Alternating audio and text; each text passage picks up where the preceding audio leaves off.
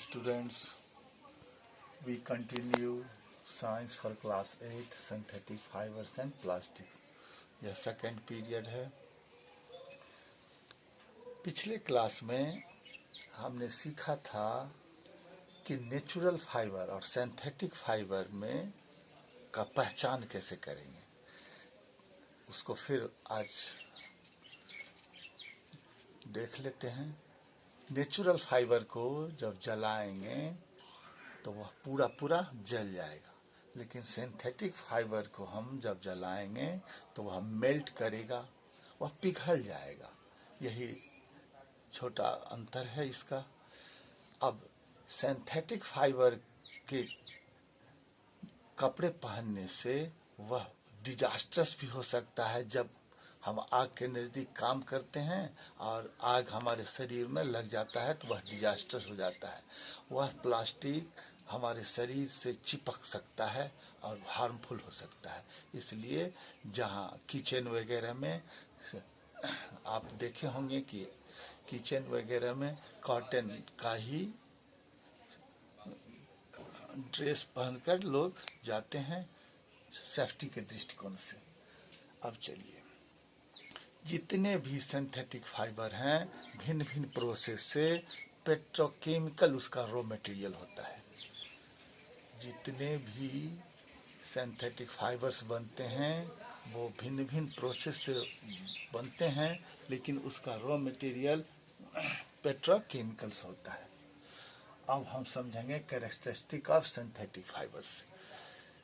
Synthetic fibre सबसे पहला तो वो बहुत ही सस्ता होता है, बहुत ही चीप होता है, आसानी से उपलब्ध हो सकता है, ये जल्दी सूख जाता है, या ये वाटर होल्डिंग कैपेसिटी इसमें कम है। ये सब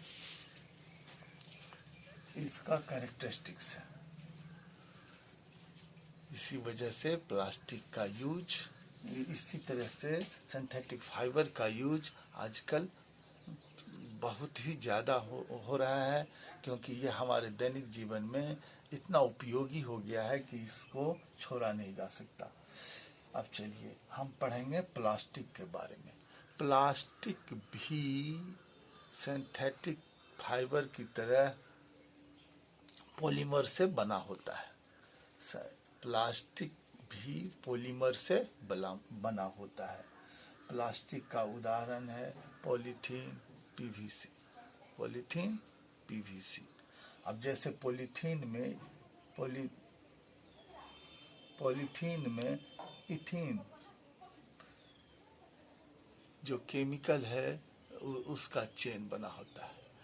आज ये जो प्लास्टिक है इसका कॉम्बिनेशन दो तरह का होता है, लीनियर कॉम्बिनेशन और क्रॉस कॉम्बिनेशन।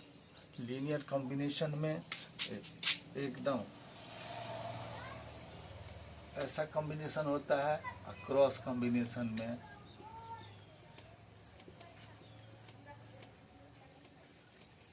इस तरह का कॉम्बिनेशन होता है।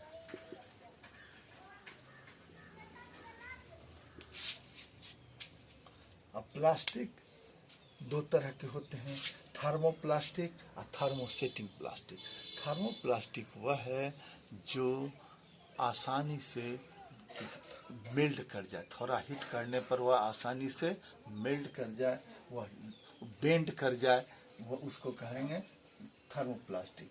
और इसका यूज टॉयज में, कम्स में और विभिन्न तरह के कंटेनर बनाने में यूज होता है। थर्मोसेटिंग प्लास्टिक जिसको हीट करने पर वह मेल्ट नहीं होता है, वह ब्रेक हो जाता है, वह टूट जाता है। इसमें भी दो तरह का है, बेकेलाइट और मेलामाइन।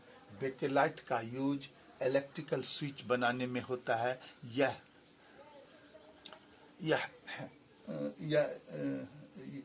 इलेक्ट्रिक और हीट को रेसिस्ट करता है,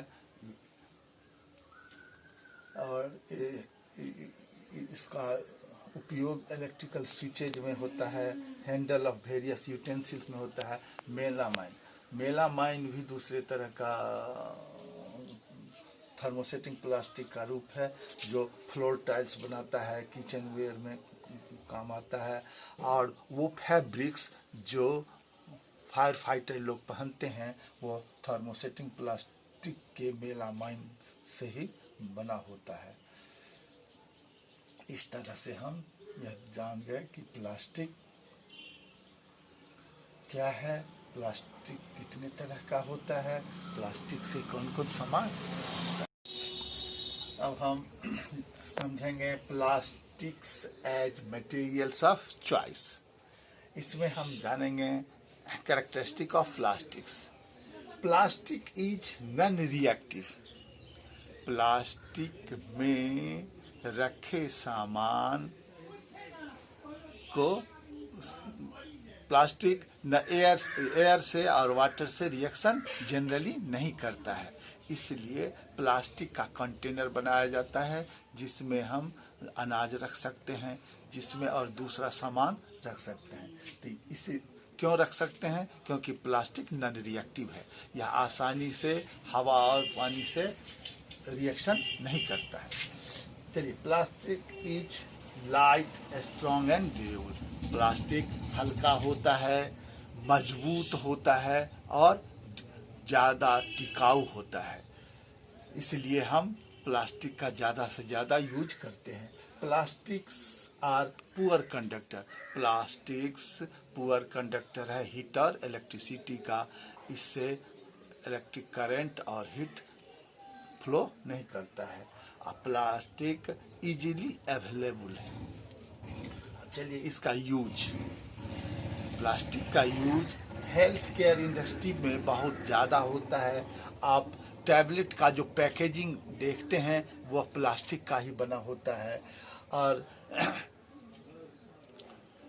कटे को जो सिलाई किया जाता है थ्रेड से वह प्लास्टिक का ही होता है। स्टिच किया जाता है ऊन्स को तो वो प्लास्टिक का ही थ्रेड रहता है।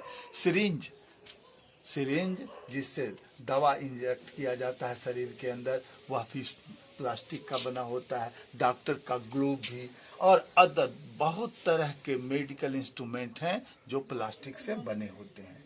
अब चलिए, प्लास्टिक स्पेशल तरह का जो प्लास्टिक है जो माइक्रो ओवन में यूज होता है। अब माइक्रो ओवन में बहुत ज़्यादा हीट होता है, लेकिन वह प्लास्टिक खाना उसमें पक जाता है, फूड उसमें जो दिया हुआ है वह कुक हो जाता है, लेकिन उसमें जो प्लास्टिक यूज होता है वह वैसा का वैसा रहता है, मतलब हीट को रेसिस्ट करता है। चलिए, एक दूसरे तरह का प्लास्टिक होता है टेफलॉन, जो जिस पर ऑयल और तेल और पानी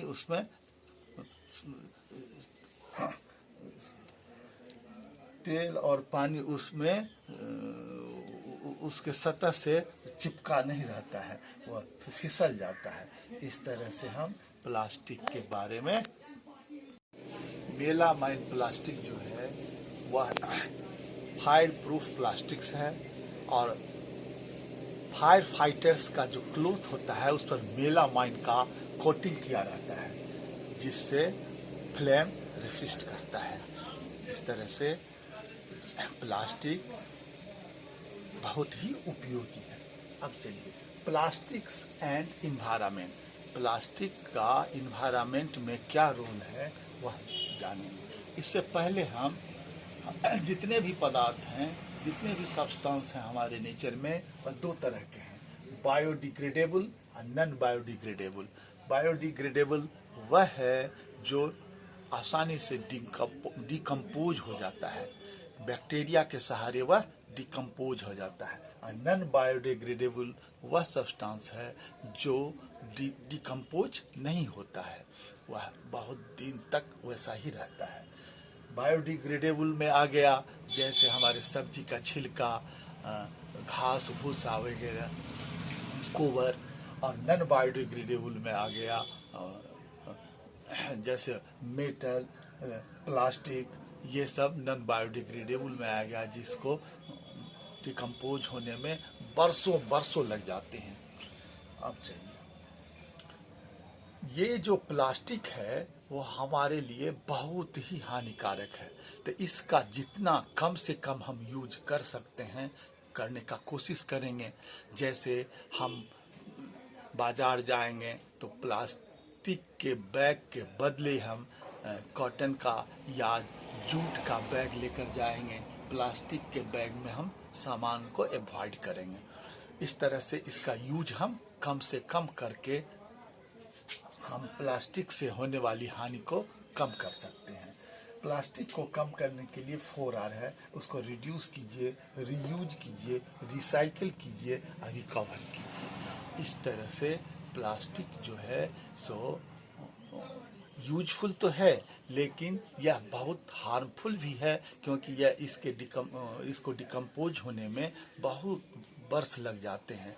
और यह जब प्लास्टिक का बैग वगैरह जब हमारे ड्रेनेज में जाता है तो उसको क्लॉग कर देता है। प्लास्टिक का बैग वगैरह जब किसी ढेर पर रहता है या कोई मवेशी उसको खाता है तो उसके रिस्पायरेटरी सिस्टम को ब्लॉक करता है, जिससे उसकी मृत्यु हो जाती है। इस तरह से प्लास्टिक हानिकारक भी है और इसका यूज कम से कम किया जाए, इसका उपाय हमको ढूंढना चाहिए। इस जो प्लास्टिक है उसको हम रिसाइकिल कर सकते हैं, उसका रीयूज कर सकते हैं। इस तरह से हम प्लास्टिक के बारे में ये बात समझे।